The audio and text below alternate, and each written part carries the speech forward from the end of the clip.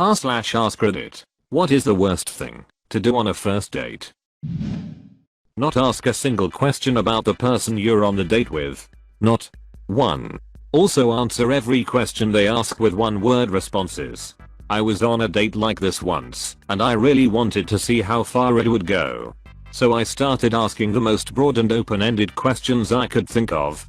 The answers moved to being 2 or 3 words instead, but I was very impressed with her ability to avoid expanding on pretty much anything despite my very best efforts. The worst date I've ever been on was with a guy who immediately started showing me all the topless pics and skirt up shots of women he took while in New Orleans. Then he proceeded to talk about ape. So yay. Don't show naked pics of strangers and talk about ape. On the other hand, you know straight away to avoid him. You probably dodged a massive bullet. Bullets don't tend to make themselves that easy to dodge. Pretend you don't know what potatoes are. Nah, it'll be okay as long as you stick with it no matter what. And worst case scenario, you can always get a ton of karma off of it from Reddit. Tell her you're going to have to leave a bit early because it's your anniversary. Listen, it's already 8. Should we find a hotel room or something? Because if I'm out past 10 my wife will get suspicious. Now that's expensive. Let's just go duck on the Cracker Barrel rocking chairs. Browse through dating apps on your phone throughout the date. That's a power move right there. Look, there are a lot of potential candidates for this position. What can you offer that they don't have? Girl, the weather is nice. Me, thanks. Claiming to be the divine on the first date. That's hardcore. The correct reply for that one is you're welcome. Keep bringing up your ex. It makes you seem like you're not over it and not ready to move on. My recent ex used to do that a lot. Like at first I was understanding. Like it was a bad breakup or whatever.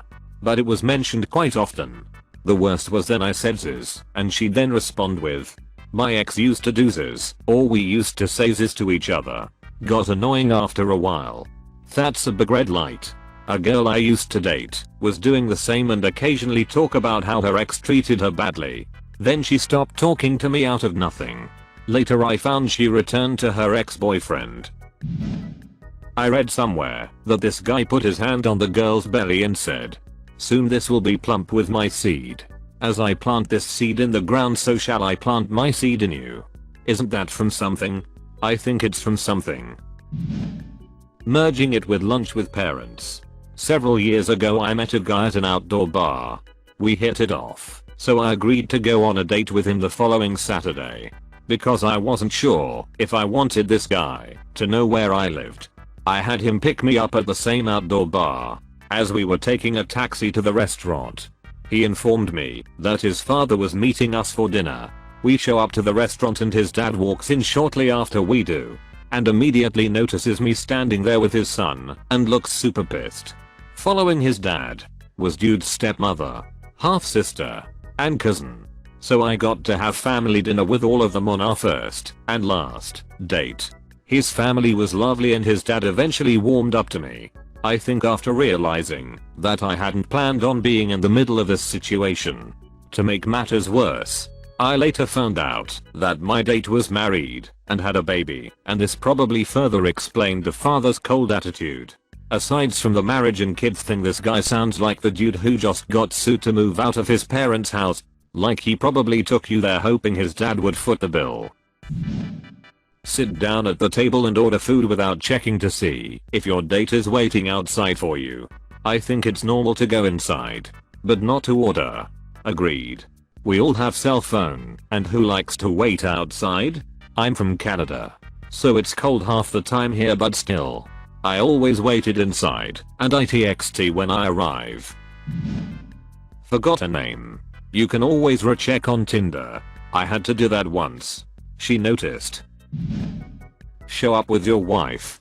I once had a guy show up with his friend. Now sure, meeting someone from online can be a bit awkward and you might feel safer with a friend. Just be sure the friend wants to be there. He was miserable. I tried to make conversation to be polite, but it was just awful. The 3 of us leave after a while and I think that's that. Fast forward a little, and I find out why he might have been upset about me being there. The two of them are now a couple and gone on holiday together where every picture they took were of themselves all over each other. So yeah, maybe don't bring someone who wants you to themselves on a date. Oof. That sounds so painful for the friend.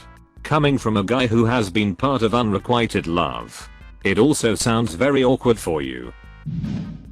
Propose. My wife knows a couple. They'd known each other for years. But never dated. One day they are riding a ferry, and out of the blue, he says to her, "Who's your perfect guy?" She said, "You." They had their first date a few days later. He proposed. She accepted. They're married like 30 years now. I'd imagine dating is a process in which you really get to know each other. Meaning if you're extremely good friends with someone, you could be suitable in a marriage. Only talk about yourself. You have to listen and ask questions about the other person's life and they should reciprocate that to you. Also, going on your phone. Talking about your ex is the worst. I just came out of a relationship. So this is a bit new for me. That's okay. How do you like your D? Yeah, we broke up 1 week ago. Oh okay. That's recent. What's your favorite mov? That itch cheated on me with my best friend. I hope she dies. I used to watch Pulp Fiction with her. It was great. Can we watch it tonight? I farted on her porch and her mom laughed so hard she called her sister to come over to meet me. This says worst things to do, not best. Best to bang the mum. I love you. Like Ted Mosby. Classic Mosby. Make sure you order milk steak and tell her you're a full-on rapist. Works every time. Don't forget to reach for her breasts. In fact, that show has provided me with a lot of don't tips. Don't eat cheese. Vomit blood on her after you were poisoned by your constituents. Assume they are retarded. Wrestle your probably gay friend for your date's entertainment. Be anything less than a 5-star man number gold-dingered. Stray from the dentist system. Leave if once you find out they may be handicapped while your friend gives them some sick-ass denim. Let the snail mash it under the table. Talk about your bleached asshole. Pay a carny to stab her. Call yourself frack. Joke about date ape drugs. I want to see someone's reaction to having one of those little styrofoam expanding dinosaur pills put into their drink. But I don't think I could pull that off without being kicked out. The dinosaur just doesn't expand fast enough. Especially with peen hands. Might be hard to do that smoothly. If you don't agree on something, ask how you will raise the kids. Then you could start negotiating about how you would divide assets during the divorce. But that could be misconstrued as playful banter. Stick to your guns. Let her know it's not a joke. You need to get to the bottom of this issue if there's any hope for this relationship, which is currently only 20 minutes old. If she genuinely acquiesces, ask her if it's because she's weak-minded or weak-willed. Because it's just as disconcerting as her wanting to put beans in chili, let alone call it chili after the fact that she has put beans in it. You can make chili without beans. I actually prefer beans in my chili. But there is a legitimate argument that adding something as hearty as a legume to a dish adulterates that dish beyond remaining a variation of that dish. It poses and informs a much deeper issue of identity and molds the basis for value systems. So, are we going to tell our children that chili can have beans or not? Be really charming. Make all the right jokes, observations, and gestures. Make direct eye contact. Be super friendly, but not flirty, with your server. Just enough to make your date say, "Wow, my date is so cool with strangers." Then, when the food comes, eat with your hands. Sloppily. Burp loudly.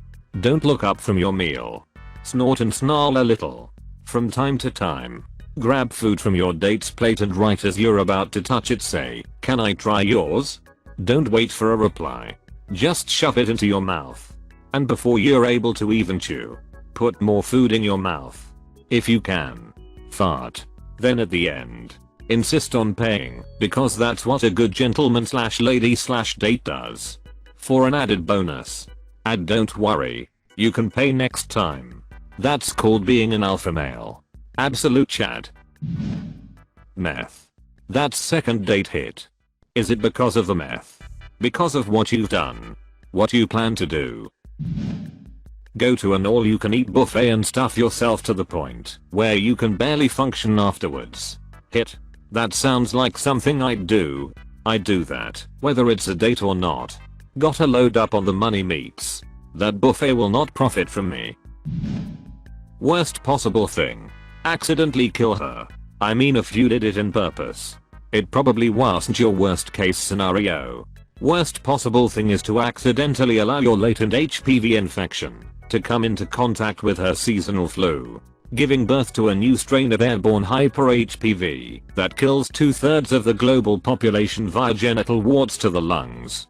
That escalated quickly. Bring your parole officer. What if you're required to stab the officer first? Just arrive early so you can wipe off the blood with a napkin or SMTH.